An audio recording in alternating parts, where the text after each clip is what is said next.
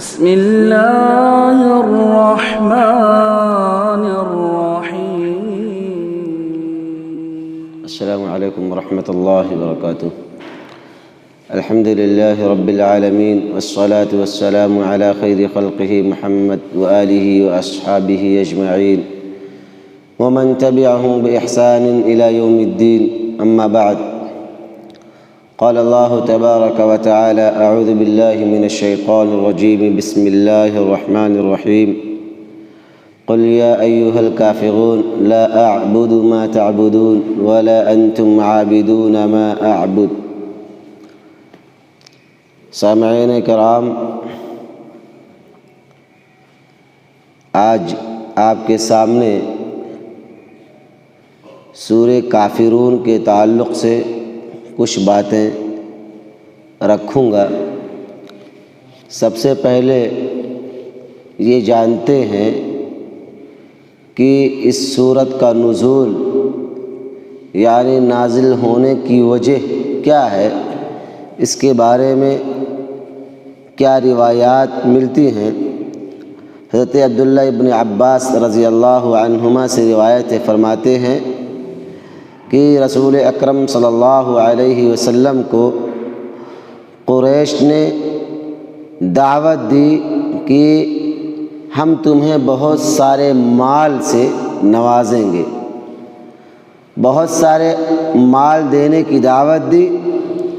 اور کہا کہ اتنا ہم مال دے دیں گے کہ تم مکہ کے سب سے امیر ترین آدمی بن جاؤ گے، یعنی مکہ کے سب سے بڑے مالدار ہو جاؤ گے۔ اور ان لوگوں نے آپ کو یہ بھی آفر دیا کہ ہم آپ سے اس لڑکی سے شادی کر دیں گے جس سے آپ شادی کرنے کا ارادہ کرو گے، یعنی آپ کے سامنے مکہ کی حسین ترین اور خوبصورت ترین لڑکیوں کا آپ کے سامنے پیغام رکھیں گے، آپ جسے چاہیں گے اس سے شادی کر لیں گے۔ اس کے بعد عقبہ کہتے ہیں کہ یہ آپ کے لیے ہماری طرف سے ایک خاص تحفہ ہوگا، یہ خاص پیشکش ہے۔ اور پیشکش کیوں ہے؟ فرماتے ہیں بس آپ کو صرف اتنا کرنا ہوگا کہ آپ جو ہمارے معبودان کی، ہمارے معبودوں کی برائی بیان کرتے ہیں، ان کے خلاف جو کچھ کہتے ہیں اسے روکنا ہوگا، وَلَا تَذْكَرُهَا بِشَرٍّ، اور ہمارے معبودوں کا تذکرہ برائی کے ساتھ نہیں کرنا ہوگا۔ یعنی قریش کے لوگ نبی کریم صلی اللہ علیہ وسلم کے پاس ایک ڈیل لے کے آتے ہیں، ایک آفر لے کے آتے ہیں کہ ہم آپ کو بہت زیادہ مال دیں گے، آپ جس سے چاہیں گے مکہ کی لڑکیوں میں سے اس سے آپ کی شادی کرا دیں گے، لیکن بس اتنا آپ کو کرنا ہوگا کہ جن معبودان باطلہ کی ہم عبادت کرتے ہیں انہیں کچھ نہیں کہنا ہوگا اور ان کے خلاف برائی کرنے سے اپنے آپ کو روکنا ہوگا۔ اور انہوں نے فرمایا اور آگے کہا کہ اگر آپ ناپسند کرتے ہیں تو ہم آپ کے لیے ایک خاص آفر اور پیش کرتے ہیں۔ وہ خاص آفر یہ ہے کہ اس سے کیا ہوگا، ہمارے اور آپ کے درمیان اصلاح پیدا ہوگی اور ہمارے اور آپ کے درمیان تقرب، قربت پیدا ہو جائے گی۔ فرمایا کہ ہم عبادت کرتے ہیں لات کی، عزا کی، جی اسی طریقے سے آپ کے لیے آفر یہ ہے کہ آپ لات اور عزا کی 1 سال تک عبادت کریں اور ہم آپ کے معبود کی 1 سال کی عبادت کریں، یعنی 1 سال تک آپ ہمارے معبود کی عبادت کریں اور 1 سال تک ہم آپ کے معبود کی عبادت کریں، یعنی جسے آپ اللہ کہتے ہیں۔ اللہ کے نبی صلی اللہ علیہ وسلم کے پاس جب یہ آفر آیا تو آپ نے فرمایا حتی انظر ما یأتینی من ربی، کہ رک جاؤ میں کم سے کم یہ دیکھوں کہ میرا پروردگار آپ لوگوں کے اس آفر کے تعلق سے کیا کہتا ہے،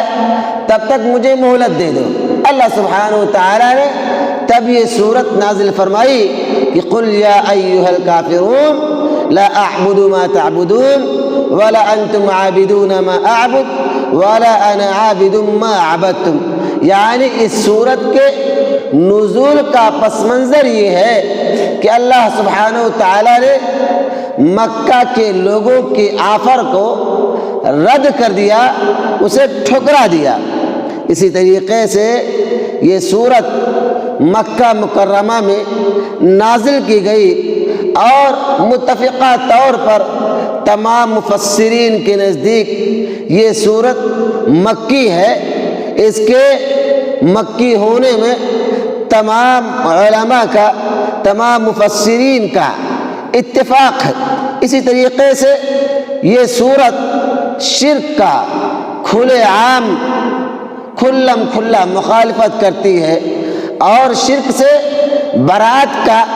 اظہار کرتی ہے، اور اسی طریقے سے یہ صورت مشرکین کے اعمال سے کھلم کھلا برات کا اعلان کرتی ہے، اور یہ صورت حکم دیتی ہے اللہ کے بندوں کو اللہ کی عبادت خلوص کے ساتھ، للہیت کے ساتھ انجام دینے کی، اور یہ صورت اسلام اور شرک کے درمیان مکمل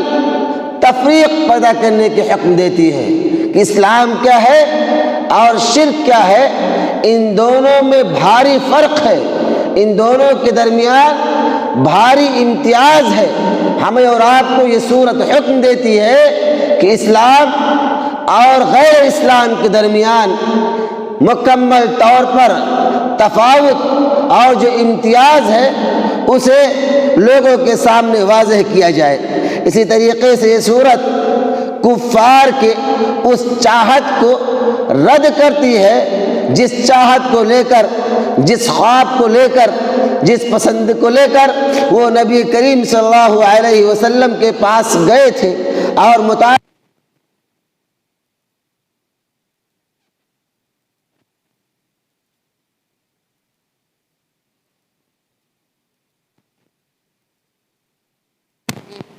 صورت ان تمام چیزوں کو سے رد کرتی ہے۔ یہ صورت شرک اور اسلام کے درمیان اور ایمان کے درمیان خلط ملط سے بچاتی ہے۔ اسی طریقے سے یہ صورت توحید کیا ہے یہ بھی بتاتی ہے، اور معبودان باطلہ کی پوجا کیا ہے یہ بھی بتاتی ہے، یعنی ان دونوں کو گڈ ہونے سے، آپس میں ملانے سے روکنے کے لیے بھی بتاتی ہے۔ اسی طریقے سے ہم اور آپ دیکھیں گے کہ ایک زمانے تک یہود و نصارہ، ایک زمانے تک کفار یہ کوشش کرتے رہے ہیں کہ اسلام اور مشرکین کے درمیان کسی طریقے سے قربت ہو جائے، کسی طریقے سے دونوں آپس میں مل جائیں، لیکن اب ایک زمانے تک اس سے یہ لوگ کافی دور رہے ہیں، یعنی ان کا خواب شرمندہ تعبیر نہیں ہوا ہے۔ لیکن آج ہمارے اس ماحول میں، ہمارے اس دور میں کچھ مسلمان ایسے بھی پیدا ہوئے ہیں جن کا مشن یہی ہے، جن کی دعوت یہی ہے کہ کسی طریقے سے بین الادیان، مذاہب کے درمیان یگانت پیدا کی جائے، کیسے ان کے درمیان قربتیں پیدا کی جائیں۔ اس طریقے سے آپ دیکھیں گے کہ ان کی تنظیمیں، ان کی سوسائٹیاں ایسے دعوے کرتی ہیں اور ایسے مضامین اور عنوان کے ساتھ اپنے آپ کو آگے بڑھاتی ہیں، جیسے الدعوۃ الی التقریب بین الادیان، یعنی کہ مذاہب کے درمیان، ادیان کے درمیان قربت کیسے پیدا ہو، اس کی دعوت کیا ہے۔ یعنی مذاہب کے درمیان تقریب اور قربت پیدا کرنے کے لیے ایک مشن چلائے ہوئی ہے، ایک دعوتی مرکز قائم کیے ہوئے ہیں لوگوں کو بلانے کے لیے کہ اسلام یہ ہے، یہود یہ ہے، نصارہ یہ ہے، ان کے درمیان یہ مماثلت ہے۔ اور نبی کریم صلی اللہ علیہ وسلم کے پاس جب کفار نے، مکہ کے لوگوں نے آپ کے سامنے یہی تو دعوت رکھی تھی کہ 1 سال آپ ہماری پوجا کریں، 1 سال ہم آپ کی پوجا کریں گے، اس سے ہمارے اور آپ کے درمیان جو نفرت ہے، جو عداوت ہے، وہ کم ہوگی، دور ہوگی۔ اللہ سبحانہ و تعالیٰ نے اس کو ایکسیپٹ نہیں کیا، قبول نہیں کیا، بلکہ سختی کے ساتھ اس کی تردید فرمائی کہ قل یا ایھا الکافرون لا اعبد ما تعبدون، اے نبی آپ کافروں سے کہہ دیجئے کہ اے کافروں، اس کی تم عبادت کرتے ہو، اس کی ہم عبادت نہیں کرتے۔ یعنی تقرب سے، ایک دوسرے کی مماثلت سے اللہ سبحانہ و تعالیٰ نے سختی سے روک دیا، لیکن ایک زمانے تک مسلمان اس پر کاربند بھی رہے، اس پر عمل کرتے بھی رہے۔ لیکن موجودہ زمانے میں کچھ نام نہاد مسلمان جن کا ایمان سے، جن کا اسلام سے، جن کا اہل اسلام سے، جن کا قرآن سے، مسلمانوں کے تعلقات سے کوئی وابستہ نہیں ہے، وہ چاہتے ہیں کہ کس طرح سے اغیار، کس طریقے سے غیر مسلم، کس طریقے سے یہود و نصارہ ان سے خوش ہو جائے، اس لیے ایسی تنظیمیں چلاتے ہیں اور ایسے دعوات اور ایسے مراکز قائم کیے ہوئے ہیں جن کا مطلب مسلمانوں کی خواہشات میں اپنے آپ کو حائل کرنا ہے، مسلمانوں کو آگے بڑھنے میں، مسلمانوں کی تعمیر و ترقی میں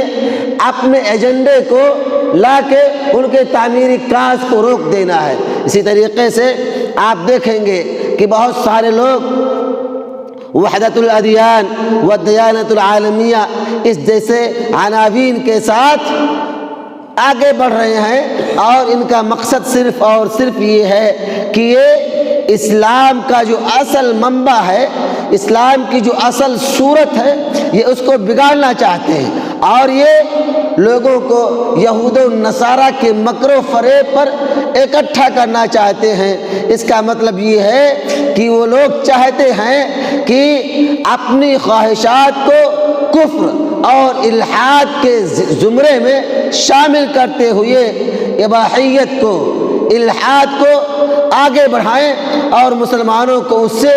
محروم کریں۔ اسی طریقے سے کہا جاتا ہے کہ ان کا مقصد یہ ہے کہ فطرت جو دین اسلام ہے، جو حقیقی دین ہے، اس کے اصلی چہرے کو اس پروپیگنڈا کے تحت مسخ کرنا چاہتے ہیں۔ اسی طریقے سے مسلمانوں کو ان تمام جو ایک قلب واحد ہے، مسلمان دنیا کے کسی بھی خطے کا رہنے والا ہو، کسی بھی علاقے کا رہنے والا ہو، کسی بھی شہر کا رہنے والا ہو، کسی بھی ملک کا رہنے والا ہو، وہ ایک قلب واحد کے مانند ہے، ایک دل کے مانند ہے۔ آپ صلی اللہ علیہ وسلم کی حدیث ہے، آپ نے فرمایا تھا کہ مسلمانوں کی مثال آپس میں محبت کرنے میں، نرمی اختیار کرنے میں، شفقت کرنے میں جسد واحد کی مثال ہے۔ آپ نے فرمایا تھا کہ اگر جسم کے کسی حصے کو